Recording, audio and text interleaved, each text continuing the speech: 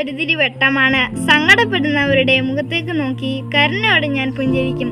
സഹനത്തിന്റെ തീച്ചുളയിലായിരിക്കുമ്പോഴും മറ്റുള്ളവരുടെ മുഖത്തേക്ക് നോക്കി സ്നേഹത്തോടെ പുഞ്ചിരിച്ചിരുന്ന വിശുദ്ധ അൽഫോൻസാമയുടെ വാക്കുകളാണിവ.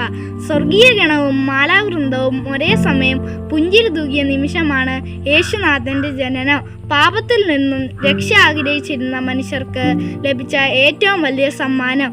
പുൽക്കൂട്ടിൽ നിരത്തി വെക്കാറുള്ള മൺപ്രതിമകളെ ഒന്ന് ശ്രദ്ധിക്കുക. എല്ലാവരുടെയും മുഖത്ത് സന്തോഷത്തിന്റെ നറുപുഞ്ചിരി കാണാനാവുന്നില്ലേ? പുൽക്കൂട്ടിലെ എല്ലാവരും സന്തോഷവാന്മാരാണ്.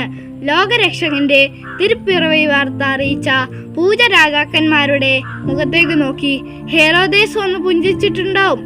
പക്ഷേ ആ ചിരിയിൽ അസൂയയുടെയും പുച്ഛത്തിന്റെയും ഭീതിയുടെയും കയ്പ് കലർന്നിട്ടുണ്ടാവും എന്ന തീർച്ചയാണ്. അത്തരം ചിരികളല്ല നമ്മിൽ നിന്നും വിടരേണ്ടത്. സ്നേഹത്തിന്റെ നിറവിൽ നിന്നും നമ്മുടെ അതരങ്ങളിൽ വിടരുന്ന പുഞ്ചിരിക്ക് അതേറ്റുവാങ്ങുന്നവന്റെ നെഞ്ചിലെ തീ അണയ്ക്കാനാകണം. വിശുദ്ധ മദർ തെരേസ പറഞ്ഞതുപോലെ, നിങ്ങൾക്ക് 100 പേരെ സഹായിക്കാനാകുന്നില്ലെങ്കിൽ ഒരാളെയെങ്കിലും സഹായിക്കുക. ഒരാളെ പോലും സഹായിക്കാനാകുന്നില്ലെങ്കിൽ അവരുടെ മുഖത്തേക്ക് നോക്കി സ്നേഹത്തോടെ ഒന്ന് പുഞ്ചിരിക്കുക.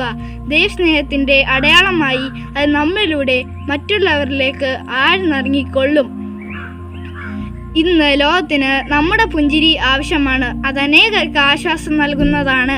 അത് അനേകർക്ക് ആത്മവിശ്വാസം നൽകുന്നതാണ്. ചുറ്റുമുള്ളവരുടെ കണ്ണിലേക്ക് നോക്കി നിസ്വാർത്ഥമായി പുഞ്ചിരിക്കാൻ നമുക്ക് ശ്രമിക്കാം. ലോകം മുഴുവൻ ഈശോയുടെ പിറവി തിരുനാളിനായി ഒരുങ്ങുമ്പോൾ ഈശോയെ എൻ്റെ ഹൃദയത്തെ സ്നേഹത്താൽ ജ്വലിപ്പിക്കണമേ എന്ന പ്രാർത്ഥന 10 തവണ ആവർത്തിച്ച് ചൊല്ലി ഉണ്ണീശോ നമ്മുടെ ഹൃദയത്തിൽ പിറക്കുന്നതിനായി നമ്മെ തന്നെ ഒരുക്കാം.